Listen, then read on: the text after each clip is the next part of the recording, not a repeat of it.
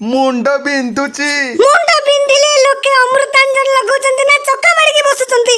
राजवद्य कहिछंती। सेनापति नर्दमानंद अरे यार कौन हैला मुंड खाउछ सेते बेलुठु यार दोस्त संग संगत सखा मकर बंधु बांधव आलू कोबी भेंडी टमाटो कलरा प्याज आरंभ होई गला खेल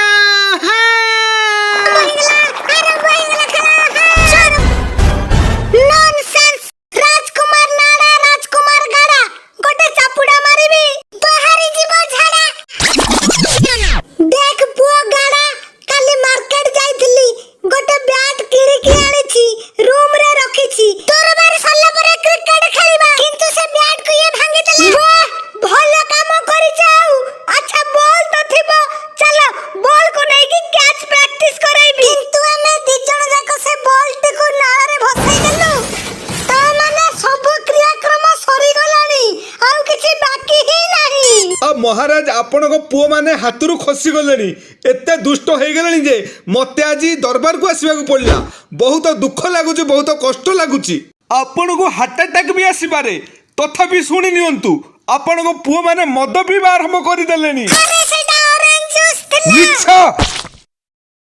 कोन मु सुनुची अब महाराज एमाने एमिति सुनिबेनी बहुत अभद्र होई गलेनी गधर छुआ गधर छुआ गधर छुआ।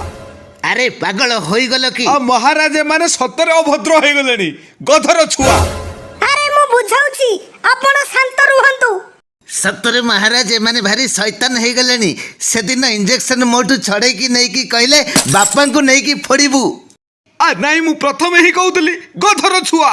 अरे ठीक अछि भाई ठीक अछि खाली गधर छुआ मते गध प्रमाण करबा को चाहू ना आ ना एमिति कथा नुह आउ केमिति कथा अभद्र में चली छी एठी ए सब कथा सुने कि मो मुंडा टेढ़ा हे गलानी आ तू पंखा जोर रे बुला मो हाथरे मोटर फिट हेनी मो हाथरे मोटर फिट हेनी जे हाई स्पीड फैन बुले देबी आउ तुमे उड़ी जीवो अल्प बुधिया कोडी करो कोन कहलु किछि नहीं अल्प बुद्धिया कहला ना मो एपट कानर पर्दा फाटी जाइछि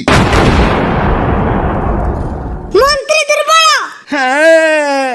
अरे तमे सब बेले कांदु छ काई की अरे महाराज प्रथम कथा तो मो ना दुर्बल नुहे दुर्बल और द्वितीय कथा मु मंत्री नुहे महामंत्री।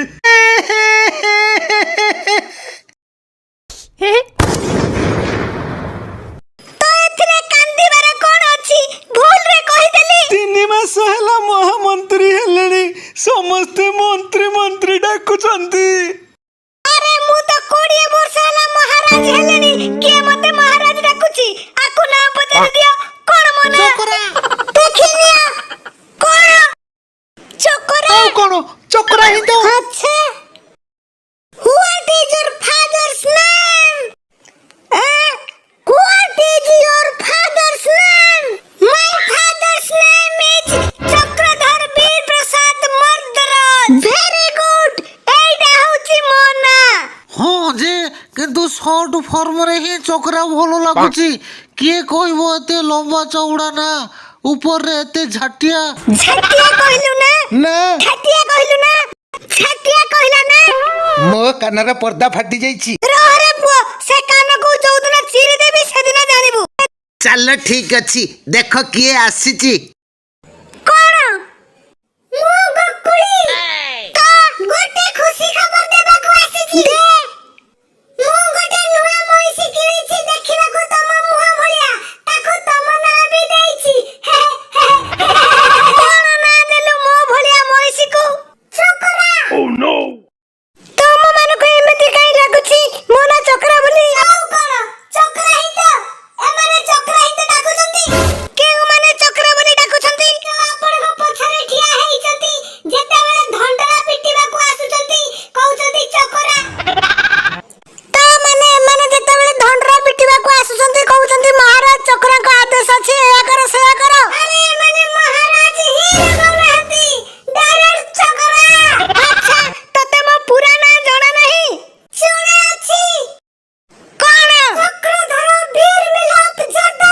ମୁଁ ପ୍ରଥମେ ହିଁ କହୁଥିଲି ଏ ଚକ୍ର ନାଁଟା ବଢ଼ିଆ ଲାଗୁଛି। ଠିକ୍ ଅଛି, ହଟା ସେ ଚକ୍ରା ମକରା।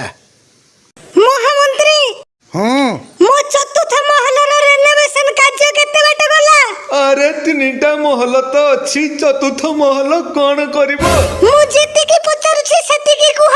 ହଁ, କାମ ଚାଲିଛି, କିନ୍ତୁ କରିବ କଣ? ଭଡାରେ ଲଗେଇଦେବି, 3ଟା ମହଲ ତ ଅଛି ଆଉ। ହଁ, ଭଡାରେ ଲଗେଇଦିଅ, ମୁଁ ନେଇଯିବି। କପଡା କିଣିବାକୁ ଔକାତ ନାହିଁ, ମହଲ ଭଡାରେ ନବ? ମୋ ପାଖରେ ବହୁତ ପଇସା ଅଛି, ମଇଁଷି କେମିତି କିଣିଲି ଭାବିକି କୁହ। ଆରେ ଯା ପଳା ଏଠୁ, ଯା, ଗେଟ୍ ଆଉଟ୍। ନାଇଁ କହିଦିଅ, ଲାଜ କରନି, ମହାରାଜ ହେଲେ ମଧ୍ୟ ଚଳିବ, କିଛି ଅସୁବିଧା ନାହିଁ। ଯା ପଳା ଏଠୁ, ଯା। ବୀର ପ୍ରତାପ ସାମ୍ରାଜ୍ୟକୁ ଏମାନେ କଣ ବୋଲି ଭାବୁଛନ୍ତି? ବାପା ପଡ଼ିଗଲା, ବାପା ପଡ଼ିଗଲା, ବାପା ପଡ଼ିଗଲା, ବାପା ପଡ଼ିଗଲା, ବାପା ପଡ଼ିଗଲା, ବାପା।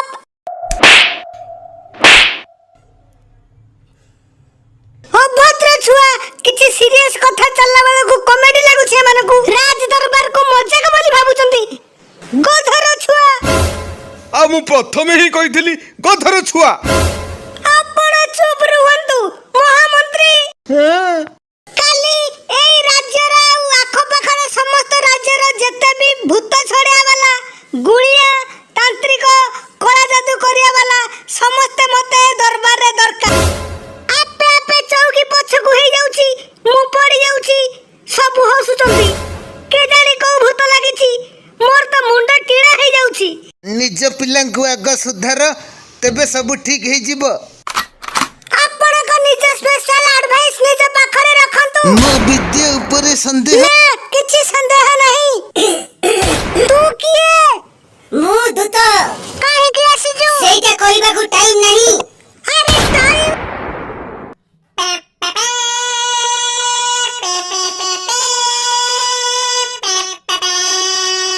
ସାବଧାନ, ସତର୍କ, ବୀରଙ୍କ ବୀର, ମହାବୀର, ସର୍ବଶକ୍ତିମାନ, ଆର୍ଯ୍ୟମାନ, ବାହୁବଳୀ, ଅଭିମନ୍ୟୁ, ରଙ୍ଗ ରଙ୍ଗ ରଙ୍ଗିଲା ଟୋକା, ରୋମିଓ ଦି ଲଭର ବୟ, ଦିବ୍ୟ ପ୍ରଚଣ୍ଡ ସାମ୍ରାଜ୍ୟର ସମ୍ରାଟ, ରାଜାଧିରାଜ, ମହାମହିମ, ମହାରାଜା ପ୍ରବେଶ କରୁଛନ୍ତି।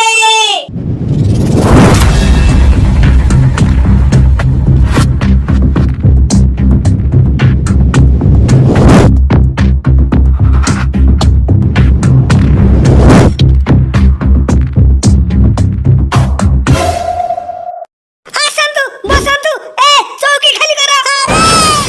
ବସିବାକୁ ଆସିନି, ଆଉ କଣ ମତେ ପିଇବାକୁ ଆସିଛ? ବସିବାକୁ ଆସିନି, ମୁଁ ନିମନ୍ତ୍ରଣ ଦେବାକୁ ଆସିଛି।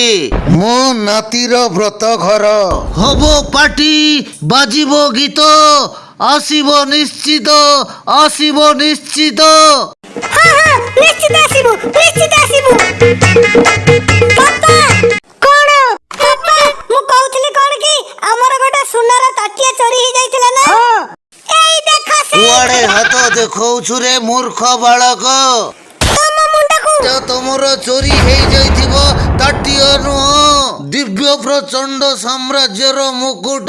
ଜାଣିଛ ଦିବ୍ୟ ପ୍ରଚଣ୍ଡ ସାମ୍ରାଜ୍ୟଟା କେତେ ବଡ? ଏଇ ଯେତେ ବଡ ରୁମରେ ନିଜ ଦରବାର ସଜେଇକି ରଖିଛ ନା, ସେତିକି ବଡ ଆମର ଲାଟ୍ରିନ୍ ବାଥରୁମ୍। ତେବେ ତ ଦୌଡ଼ି ଦୌଡ଼ି ସାବୁନ ଆଣିବାକୁ ପଡୁଥିବ। ମତେ ତ ଇଏ କୋଉ ବଡ ରାଜା ଲାଗୁନାହାନ୍ତି। କପଡା ତ ଏମିତି ଦେଖାଯାଉଛି ଯେମିତି ପାତାଳ ଲୋକର ରାକ୍ଷସ ହିନ୍ଦୀ ସିରିଏଲ ବାଲା। ଅପମାନ, ଘୋର ଅପମାନ, ବହୁତ ଅପମାନ। ମୋର ନାକର, ପାଟିର, ପାଦର, ହାତର, ସବୁର ଅପମାନ। କ୍ରୋଧିତ ହୁଅ ନାହିଁ, କ୍ରୋଧିତ ହୁଅ ନାହିଁ। କଣ କ୍ରୋଧିତ ନାହିଁ? କଣ କ୍ରୋଧିତ ନାହିଁ? ବସିଯାଅ ଚକ୍ରଧର ବୀର ପ୍ରତାପ ମର୍ଦ୍ଦରାଜ। ହଁ ହଁ, ବସୁଛି, କ୍ରୋଧିତ ହୁଅ ନାହିଁ। ଆରେ ୟାର, ମହାରାଜ, ଆପଣଙ୍କ ସେଠି ତାନ୍ତ୍ରିକ ଅଛନ୍ତି କି? ଏଠିକି ପଠେଇଦବ। କେଜାଣି କଣ ହେଇଯାଉଛି, ମୋର ଚୌକି ଆପେ ଆପେ ଖସି ଯାଉଛି। ଏବେ ନ ଦେଖିଥିଲେ ପଡି ଯାଇଥାନ୍ତି। ଲାଜ ଲାଗିବା କଥା ତମକୁ ଲାଜ ଲାଗିବା କଥା ତମକୁ ରାଜ ସିଂହାସନକୁ ଚୌକି କହୁଛ ତମ ପୁତ୍ର ମୋ ରାଜ ମୁକୁଟକୁ ତାଟିଆ କହୁଛି ମତେ ପାତାଳ ଲୋକର ରାକ୍ଷସ କହୁଛି ନିଜ ମୁକୁଟକୁ କଣ କହୁଛ କପ ବ୍ଲେଡ୍ କାନର ପର୍ଦ୍ଦା ଫାଟି ଯାଇଛି। ଦୁଃଖ ହେଲା ମତେ ଏଠି ଆସିକି ମୋ ନାକ କାନ ମୁଣ୍ଡ ପାଦ ସମସ୍ତଙ୍କୁ ଦୁଃଖ ହେଲା ଆଉ ହଁ ଏବେ ନାତିର ବ୍ରତ ଘରକୁ ଆଉ ଆସିବା ଦରକାର ନାହିଁ ଏଇ ଦେଖ ଠିକ ଅଛି ମହାରାଜ କିଛି ସମୟ ବସନ୍ତୁ କଥା ହେବା। ଆଉ କିଛି କଥା ହେବିନି ସେମିତିରେ ମତେ ଏଠି କିଛି ଅନୁଭବ ହଉଛି କଣ ଅନୁଭବ ହଉଛି କଣ ଅନୁଭବ ହଉଛି ଆରେ ଯାଉଛ କୁଆଡେ କଣ ଅନୁଭବ ହଉଛି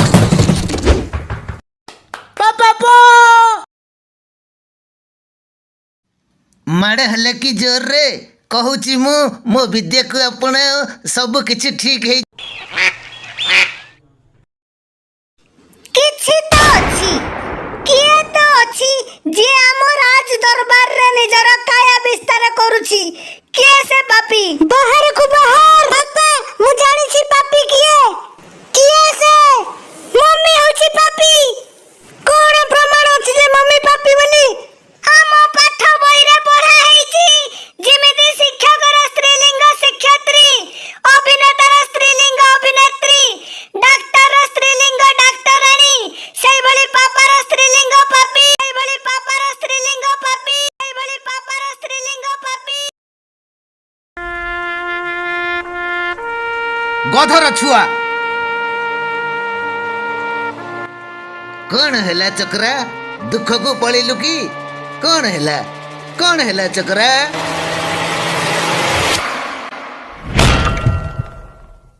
ସେନାପତି ନର୍ଦ୍ଦମାନନ୍ଦ ଏଇ ଦୁଇ ଜଣକୁ ଭୂତ ମହଲରେ ଛାଡ଼ି ଦେଇକି ଆସ ଆଜି ମୁଣ୍ଡ ବିନ୍ଧୁଛି କାଲି ଛାଡ଼ିଦେବି ଏଇଟା ମୋ ଆଦେଶ ଏଇଟା ମୋ ଆଦେଶ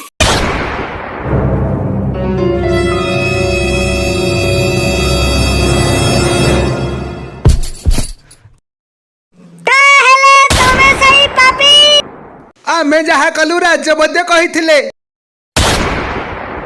ରାଜବୈଦ୍ୟ ଆରେ ତମର ଆଖିରେ ଅସୁବିଧା ଥିଲା ନା ତମକୁ ଚୌକିରୁ 6 ଥର ପକେଇବାର ଥିଲା 3 ଥର ହେଇଗଲା ଆଉ 3 ଥର ବାକି ଅଛି ଠିକ ହେବାର ଅଛି କି ନାହିଁ